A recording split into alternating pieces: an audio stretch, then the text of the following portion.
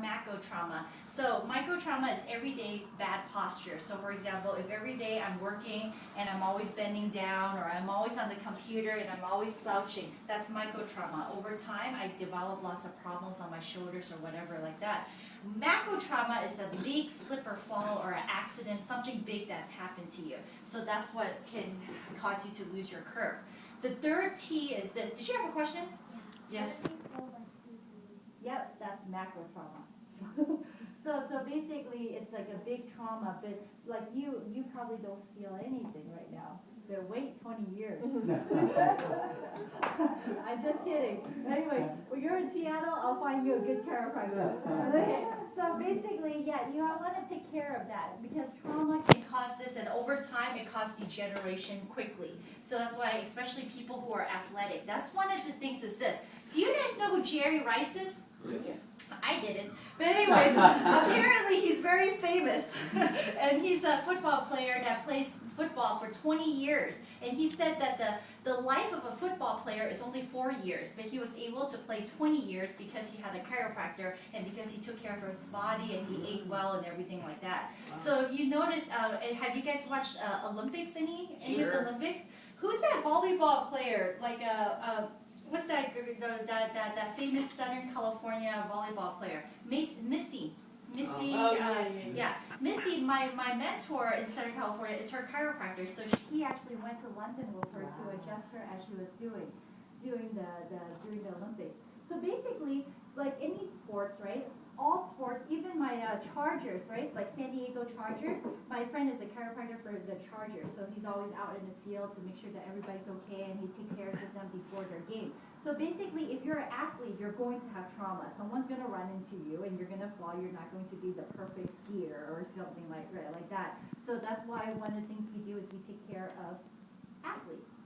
So, okay, so that's the second T. So the first T is toxins, what kind of stuff we're putting in our body. The second T is trauma. The third T is what we think about. So what does that mean? How can what we think about affect our health? If you think you're getting sick, you're getting sick. Yeah, that is true. Stress. Exactly. Right? So what happens when like you go to a college campus and everybody is taking finals? What do you usually see? Stress. Right? Stress, right? And everybody's A lot of Red Bull. sniffling. Yeah. I remember like we shared tissues. It's disgusting. Like when we share like tissue boxes, it's like, oh, here, you can have it. Oh, can I have one? It's like, oh my God, really? But it's because we're stressed out and then our immune system decreases. So one of the things that chiropractic does is chiropractic increases your immune system. So kids under chiropractic care, you know how kids, we always bring them, especially the preschooler, they always share germs, they lick their hands and they lick you. And after they lick you, they lick someone else. So that's why people are always like, oh, exactly, and lice and all sorts of things. But anyways, chiropractic kids have higher immune system. They don't get sick as much as the regular kids. So that's one of the things is getting Getting adjusted helps increase your immune system, so you're less likely to get infection and get sick. So most people that are adjusted or taking care of their health, they have stronger bodies. And why is that? Because the immune system is directly controlled by your nervous system. So remember how we say every single process in the body is controlled by your nervous system? So is the immune system. Not only does the nervous system controls, like, okay, if I stand up, certain muscles have to relax and certain muscles have to contract for me to stand up and for me to walk. But I never have to think about that because my nervous system controls that, right? But look at someone who is paralyzed. They obviously don't have that ability. So same thing, not just that, not only does the nervous system control our movement and our actions or whatever organs we have, it also controls different processes in our bodies, such as digestion. So like somebody with heartburn, sometimes when they get adjusted, their heartburn goes away. So chiropractic does not cure or treat any disease. However, it allows your body to function at its optimal level, because if you have a nerve that's out of place, that nerve going to your esophagus is not working and is constricted when it's not supposed to constrict, which is causing you to have heartburns or symptoms of such. So just like your immune system too. Yes? So you're just saying that your immune system is fighting to create not balanced, it'll tell you you're not balanced, right? Nervous system. Nervous system. Yeah. Yes. But your nervous system controls your immune system. That's why when people like get adjusted regularly, they're not as likely to get like flus and all sorts What's of regularly? things. Like even for example, kids, they come like once every 3 months, or in the winter time they come much more, because that's during the time when everybody's getting sick. So it depends on your body, because each body is different, and it depends if you have any curves and how old you are and everything like that. So I never have like a cookie cutter plan for everybody. I'm always like, let's see how you're doing and then we'll figure it out. But I never say, oh, Debbie, come in 3 times a week for 4 weeks, and then 2 times a week for 3 weeks, and then, you know what I mean? And then, Carl, I think you should have the same plan. Do you know what I mean? I don't understand how people come up with this plan. How does everybody have the same regimen, right? Everybody is different. So that's what it is. So what we think about affects our body. If we have if we're stressed out and we release stress hormones into our body, which is from our adrenal glands, and our adrenal glands is not working, what happens, it can affect and weaken the structures, and you can lose your curve.